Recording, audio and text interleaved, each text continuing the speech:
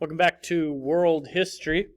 I wanted to pause for a moment and talk about the background that I've chosen for the PowerPoint. I know I didn't really explain it at all to you, but I wanted to kind of explain. This was a political cartoon drawn during this time period that opposed imperialism.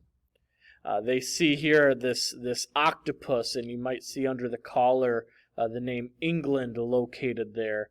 And England, as this giant octopus, is spreading its tentacles all around the world, trying to gain control of it. It's just really a simple illustration done of what some people thought of imperialism. Some people were all for it. Some people favored it, as we've discussed before. And even during those times, there were people who opposed imperialism. So, now that we have that covered, let's move on. Last time we talked about India coming under British control. Now let's talk about number 2, China. The dynasty in China at this time was the Manchu dynasty. It was the ruling power in China at this time, and they had been ruling since 1644. China had closed all ports, with the exception of Canton, to trade. But China's growing weakness prompted Europe to seek greater trade privileges. We've talked about earlier this year how China, due to pride, had closed their door to innovation and new technology. And eventually, after Europe went through the Reformation, the Renaissance, the Enlightenment, the Industrial Revolution especially, all of a sudden now Europe was more advanced than China. It's just they hadn't found that out yet. For years, British merchants had been smuggling opium into China in exchange for tea and silk. As you may know, opium is a narcotic drug. It can be very addicting, although very deadly when used. When the Chinese finally decided to stop the smuggling, war broke out between Britain and China. End result, all you need to know, Britain won the Opium Wars. There were a total of 2 wars actually fought. This led to the opening of more trading ports. Britain also will get Hong Kong during this time too. Although China will never officially lose its independence, other nations heavily influenced its policies and forced it to bend to their will. The kind of demands that were placed upon China, first of all, letter A, the right to station warships on Chinese waters.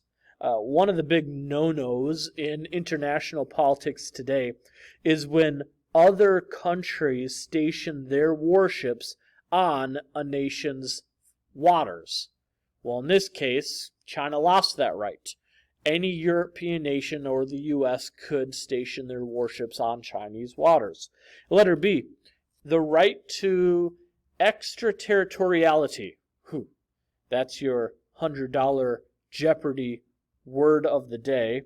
Extraterritoriality, that means, you need to write this down, when a Westerner in China who broke a law could be tried in his own national court rather than in a Chinese court. Again, that's another example of the humiliating condition of China. A Westerner breaks a Chinese law, and rather than being tried in a Chinese court, the national court, the Britain, France, whatever nationality that person belongs to, he would be able to be tried in their courts instead. That's embarrassing to the Chinese for breaking a Chinese law. Another war that broke out was known as the Sino-Japanese Wars, a war between China and Japan. And it was particularly embarrassing for China when Japan defeated it. Japan won this war. China had always thought of Japan as inferior, After this humiliating defeat, Western nations increased their demands for trade concessions, and China had little choice but to grant them. One more conflict that erupted in China during this time was known as the Boxer Rebellion. The thing you need to know about it is that it was an anti-Western rebellion. These rebels destroyed railroads and bridges and tortured or murdered Western diplomats, missionaries, and merchants. In the end, European and U.S. troops were called in, and they stopped the rebellion. So it was an anti-Western rebellion, and in the end, Europe and the U.S. had to come in and stop it. With the failed rebellion, the Manchu dynasty collapsed. More details as to what happened to China will be found in a later chapter. In your books, on page 422, there's a box entitled J. Hudson Taylor in China. I want you to read about that missionary's efforts there. Once you have finished, please unpause the video and continue. Welcome back to number 3, Japan. Number 3, Japan. The ruling powers in Japan at the beginning of the 1800s was the Tokugawa shoguns. They ruled Japan. Japan was dominated by a warrior class and lived under feudalism, still into the 1800s. The shoguns intended to exclude all Western influence and to maintain the country's traditions. But that all changed when the stars and stripes appeared on the ocean horizon. The man responsible for the U.S. showing up was Commodore Matthew Perry. The thing you need to know about him is he was the leader of a naval expedition to open up trade relations with Japan.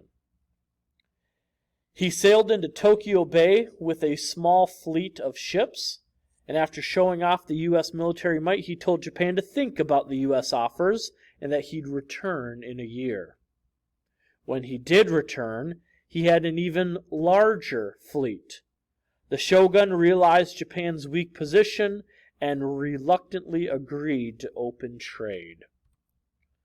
The result was the Treaty of Kanagawa. The Treaty of Kanagawa. This became the first treaty Japan ever signed with a Western nation. First treaty Japan ever signed with a Western nation, and it opened up trade with the U.S. How should the Japanese respond to these Western influences? Well, we know from China they tried to close their door due to pride. In Japan, a civil war was quickly fought to decide Japan's future, and the victory brought the Japanese emperor back into power, and he favored Westernization. The Meiji period. The word Meiji was a title given to the emperor which means enlightened rule. That's what you need to know about it. In short, the Meiji period was when Japan decided to modernize as a nation.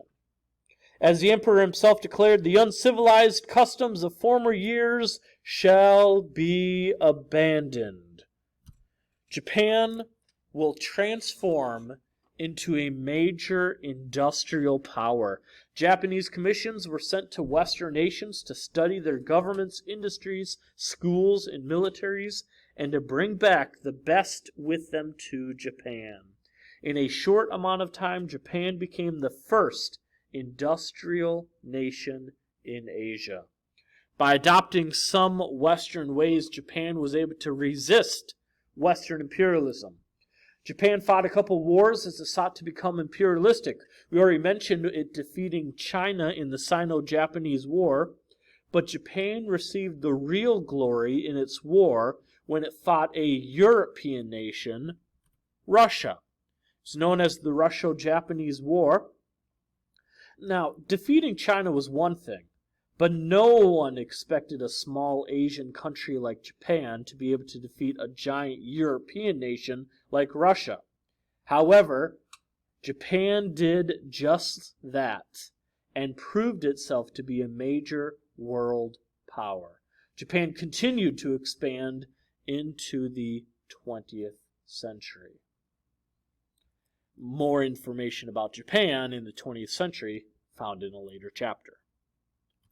Lastly today, let's talk about Southeast Asia. This area includes the land east of India and south of China, as well as many of the islands in the Pacific and Indian Oceans.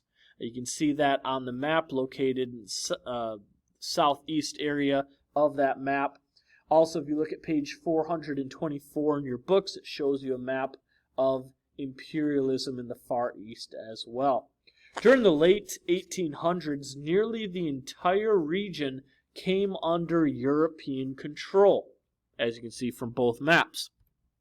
So real quickly, let's talk about the territories that were claimed by European powers.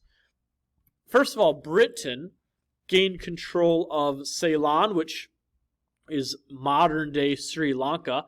There's a correction I need to give on your notes for the screen. It says Mayala. That's not a thing. It's Malaya, just like you would imagine with Malaysia, the future country, being spelled. So M-A-L-A-Y-A, Malaya. Burma, which is the modern-day country of Myanmar, and Singapore. All of these would come under British control. These colonies produced rubber trees and tea. They mined lead and sapphires. They became British territories. You can see that found on the light green color on the map. French colonies. The French gained collectively what we'll call Indochina, the modern-day countries of Vietnam, Cambodia, and Laos. It was a colony that bordered the South China Sea. The Dutch established the Dutch East Indies, or today we would call that Indonesia. The East Indies included over 3,000 islands spread over several thousand miles. The Dutch required that the natives supply 1/5 of their crops to the Dutch for trading purposes. Of all these territories in Southeast Asia that you notice, there was one territory that managed to retain its independence. That territory, that independent land, was Siam. Today we call it Thailand. Siam remained one of the few areas of the southeast that maintained its independence from European influence. It soon became a buffer state between British and French possessions. That's all the notes we're going to cover for today. For tomorrow, please read pages 418 to 424 for a quiz. Also, page 167 in your activities book. That covers a map. I know how much you guys love doing maps. Covers a map over the material we've covered. If you have any questions, please email me or Skype me and ask those questions. Hope you all have a good rest of the day. Be good, do good.